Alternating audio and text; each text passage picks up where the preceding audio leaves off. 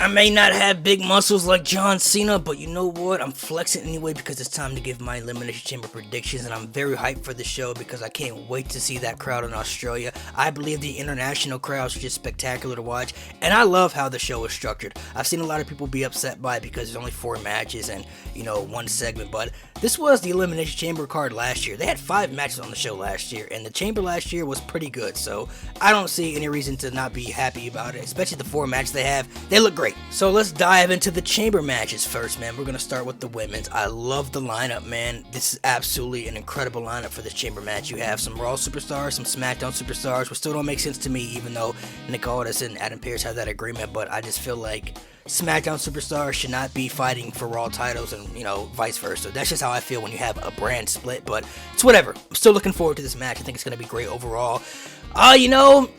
Honestly, it's got to be Becky Lynch. I just don't see anybody else winning this match.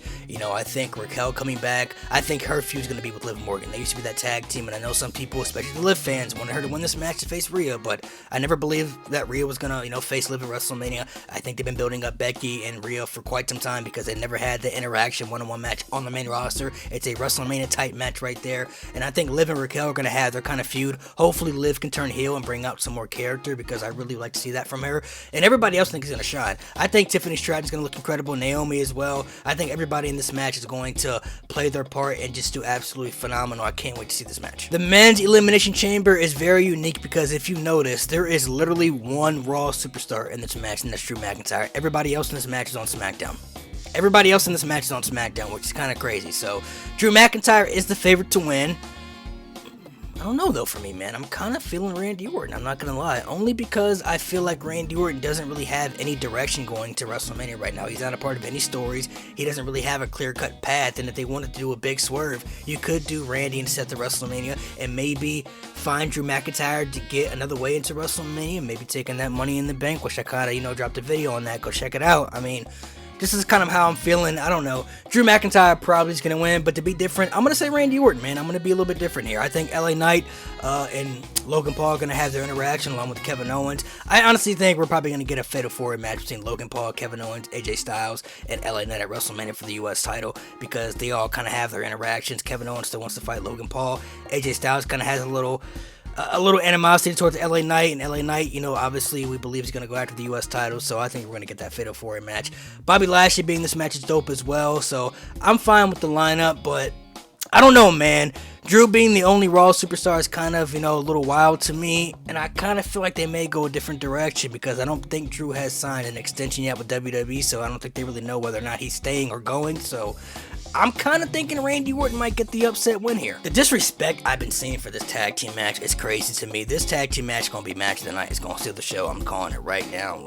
Judgment Day is going to win, but overall, I've watched, the tag team matches, in NXT, and I saw how great they were, so this is going to give me, NXT Black and Gold era vibes. I can already feel it, man. Especially in Australia with that crowd, oh yes. You got Mommy versus the Irresistible Force, man. Rhea Ripley, Nia Jax. Rhea is definitely winning, and that pop she's going to get is going to be wild, but Nia Jax needs to get some more respect, man, because she's always been known to be injured prone, injuring people in the ring, and she really wasn't getting a lot of love, in her first run at WWE, but since coming back, she been cooking. She been in her bag, whether people like her or not. She's been having good matches. She's been having good segments. Her promos have gotten better. Her character work is serious now. You can believe that she's a dominant threat in the women's division because she literally has been cleaning house with everybody she's been in the ring with. So Nia will lose, but I think she's going to have a dominant performance. Rhea Ripley's not going to get that easy victory. She's going to really get, beaten up pretty bad, but just barely scrape by to get that victory. This Grayson Waller effect, I believe, is going to close the show, and here's why.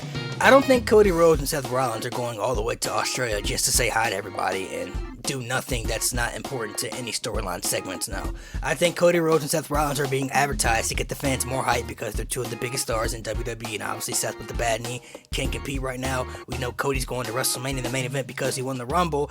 I think we're getting a surprise appearance by the Bloodline, and I mean The Rock and Roman Reigns. I know Roman Reigns hasn't been advertised for the show and everything, but I think some plans are changing because Lesnar's not going to be able to be there because the allegations. Punk got injured. We know he was going to be there. So, and Rollins, even though he's going to be there, is injured and isn't going to be able to compete. And I think the Bloodline's going to show up and make a surprise, factor to make their tag team match official, because I do believe we're getting that tag team match at night 1 of WrestleMania, Seth and Cody versus Roman and Rock. I think the Bloodline's going to make a surprise appearance and that closes the show, maybe a big brawl or something. I think that's how the show ends. That's just how I'm kind of looking at it. I don't think it's going to be a match. I think it's going to be that crazy segment that's going to have so many great promo battles and storytelling, and then they make that match official and the crowd goes nuts. We on the road to WrestleMania though, man. I'm hyped, man. Even though this is the last PLE before WrestleMania, I really love when they go to these international shows. I do not care about waking up at 5 a.m. because I'm in the East Coast time. I'll live one night, man. I ain't gonna lie to you. I'm always up at night anyway, so I ain't tripping getting up that early. Like, I honestly would love to see them go over to Australia and have more shows over there, because I think these international crowds are just showing that they deserve more shows because they're way lit than the States crowds. I'm not gonna lie. Like, the American crowds need to get better because those crowds in like Puerto Rico and England, the one when they go to Paris and Backlash, Germany this year, as well as at Bash at Berlin. I mean, especially now in Australia, you see how that's gonna be, bro.